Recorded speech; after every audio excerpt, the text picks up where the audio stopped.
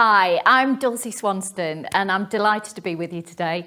I'm a writer. My book's called It's Not Bloody Rocket Science.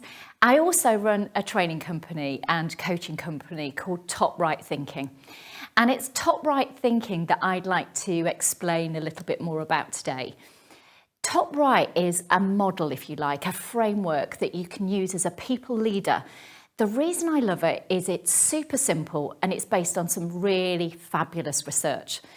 You may have read the recent study by Forbes that said that empathy is now the #1 quality that leaders need to develop.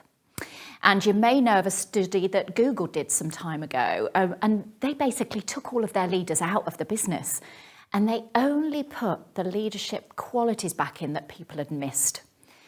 All of that research helps us to understand just how important it is to build relationships as leaders, to build trust, to build empathy. And the Top Right model helps us to understand what we can do to drive business performance once we've built that great trusting relationship. Let's go and draw it together because that's the best way to explain the model to you. So if you could grab a pen of your own, it's a really great way to actually remember something if you can draw this along with me. So what we're going to do is just draw a really simple 2x2 matrix. You may have come across one of those before. And we're going to just label it. So we're going to label this bottom left axis here low. We're going to label this right hand axis here high. And this top left axis here high too. What we're then going to do is give some words to these axes. So here, on this bottom axis, I'm going to write strength and challenge. And on this left-hand axis, I'm going to write trust, warmth, and support. And the reason I've put some different words there is you will find a number of different research articles. This model is really well researched and they refer to slightly different words when they are describing this philosophy. So I've given you most of the common ones there so that if you come across this when you're doing your own research, you'll be able to see straight away that it's the same thing. So let's first of all take box 1. Now leaders need to use all of these boxes at different times, but the Top Right model helps you to understand when and how you might use the different styles. And the clue's kind of in the question that we're going to encourage you to spend a bit more time in that top right box, but we'll build the model as we go. So this top left box, first of all, is the sort of interactions and conversations that you might have as a leader that are really high in support, but they're quite low in challenge. And you can see that actually this has some real benefits as a leader. This makes people feel happy, safe, and great to use those sort of conversations when you're just building a team, you're trying to cheerlead, or maybe somebody's got a problem and they just really need some sympathy, empathy. They really just need to be heard. That's the sort of time that you might use that top left box. But unfortunately, there's a downside to kind of having this box as your default box. I like to refer to the concept of over-exercising a muscle. You know, that it pays to kind of exercise on both sides of your body. Well, actually, if you've got an over-exercised muscle and you're using box number 1 too much, it can actually mean that your team get quite cozy. It can mean it's quite low performance. And the reason for this is we actually need a bit of challenge in our lives. We actually like it as human beings. So unfortunately, in terms of the business, you can get a business performance that is flat or even starts to decline. And sadly, your high performers here tend to be the ones that leave because they get a bit bored in this cozy club, if you like, that box number 1 can create if you're using that style too much as a leader. So let's move on to box number 2. So this is where you are having conversations that are low in support and are also low in challenge. Now you can see that this is a great box to use if you just need to have a really functional conversation with somebody. If you just need a yes or no answer, then this box is perfect. But unfortunately, a lot of leaders spend way too much time in this box because they've got their heads down and they are simply doing their job. They're paying very little attention to growing the empathy, growing the relationships within their teams.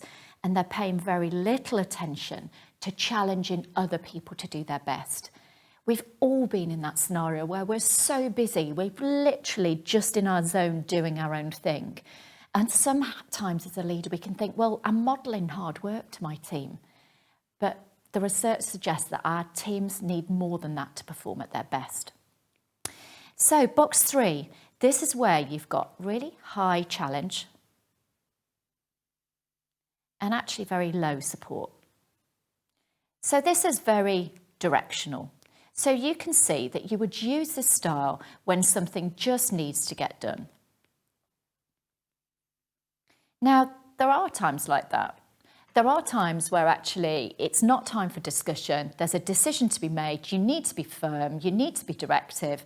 And if you look at the work of Daniel Goleman, who's spent his lifetime researching emotional intelligence, you will still note in his 6 styles and competencies for emotionally intelligent leaders that he talks about having directive in your back pocket. It should absolutely be a style that we use.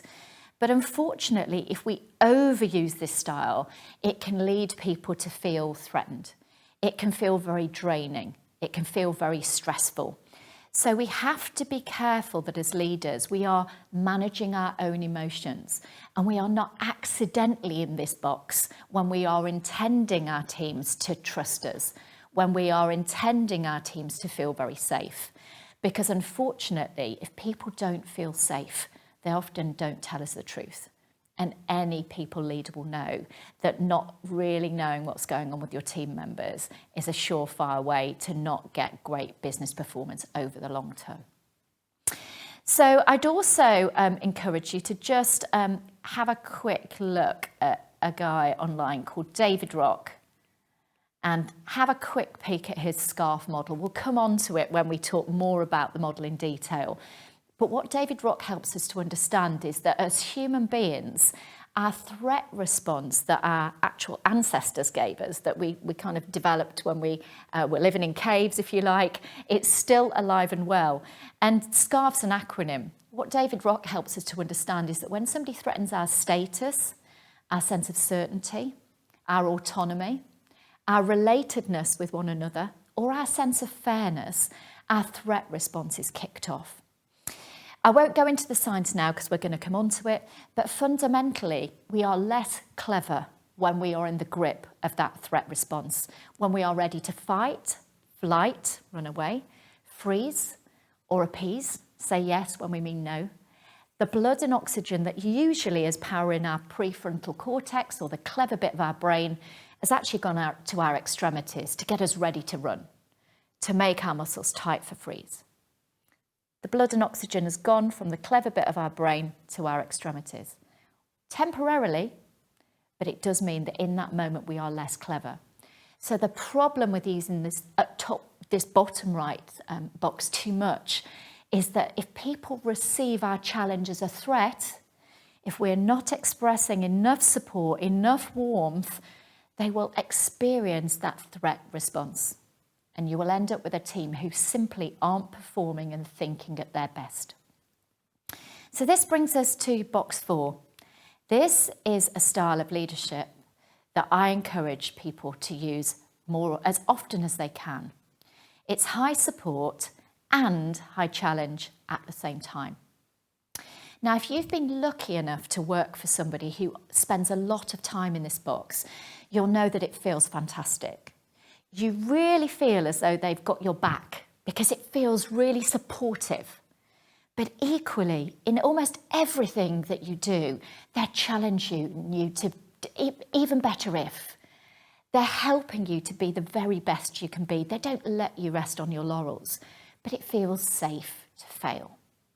Now, there's some great recent research that was published in Science Direct that suggests that at the optimum level of failure for learning is about 15%. This is really new research.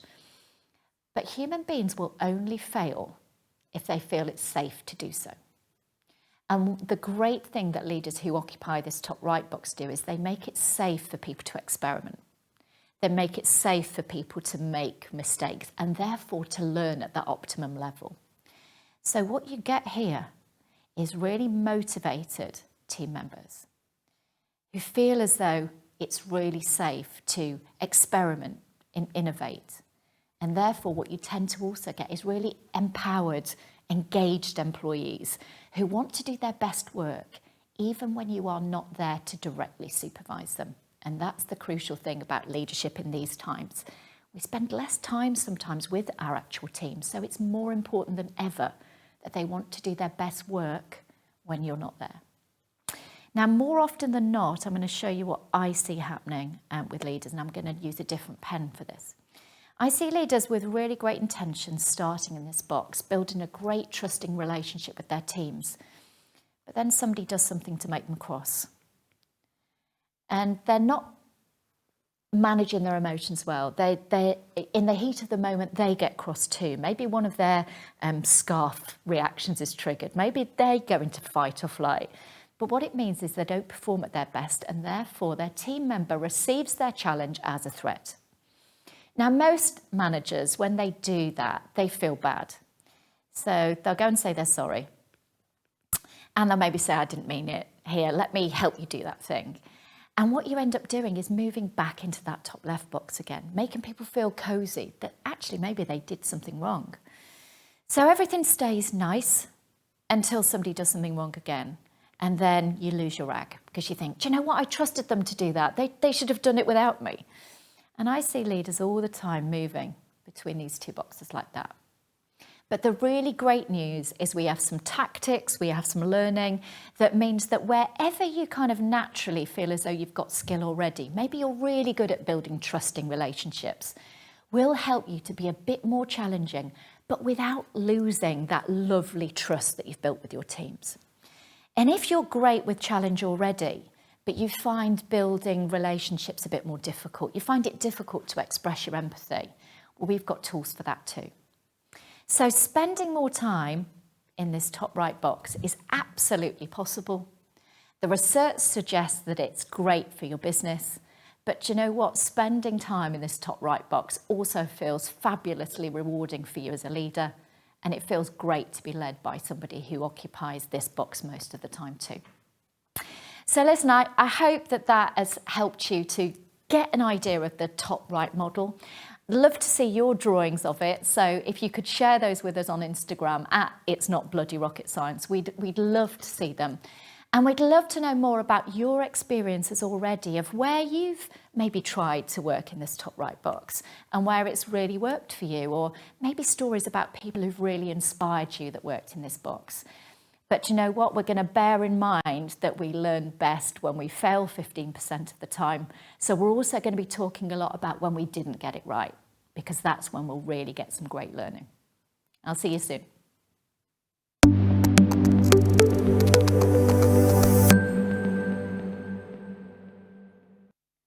I don't know if that was faster, but it felt a bit slicker.